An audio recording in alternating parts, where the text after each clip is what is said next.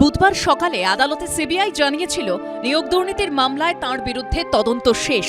সেদিন বিকেলে ব্রেন স্ট্রোকে আক্রান্ত হন তেহট্টের তৃণমূল বিধায়ক তাপস সাহা। বৃহস্পতিবার সকালে হাসপাতালে মৃত্যু হল তাঁর।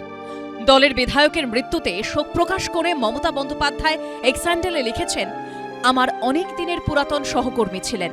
তাঁর এই মৃত্যু জেলা তথা বাংলার রাজনীতিতে অপূরণীয় ক্ষতি।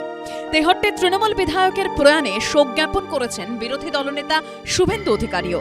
প্রয়াত বিধায়ককে দেখতে হাসপাতালে আসেন তৃণমূল সাংসদ বিধায়করা। জীবনে অনেক অনেক সহ্য করতে হয়, অনেক মানুষ মিথ্যা প্রবচনায় তাকে ধ্বংস করার চেষ্টা করে। সেক্ষেত্রে দাঁড়িয়ে তাপসকে লড়াই করা ছেলে মারা গেছে।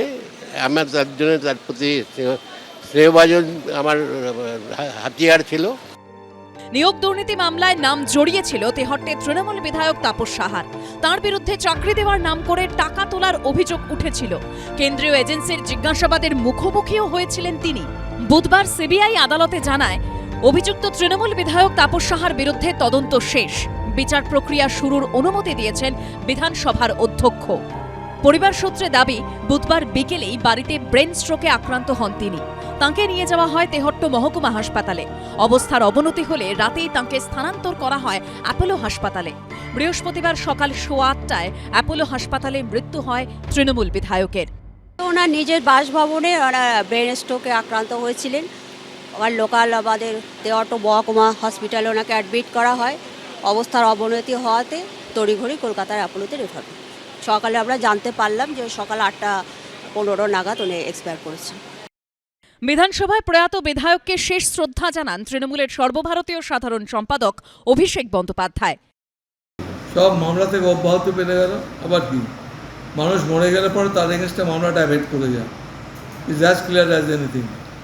Therefore, the death of a person who is an accused in a particular matter, particular case, after his death, the case against him is closed. 2016 নদিয়ার পলাশীপাড়া থেকে জিতে বিধায়ক হন তাপস সাহা।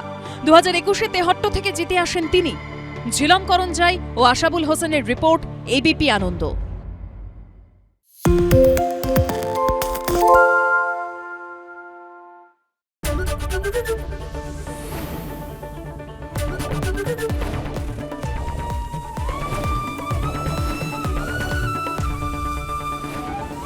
এবিপি আনন্দ, এগিয়ে থাকে, এগিয়ে রাখে।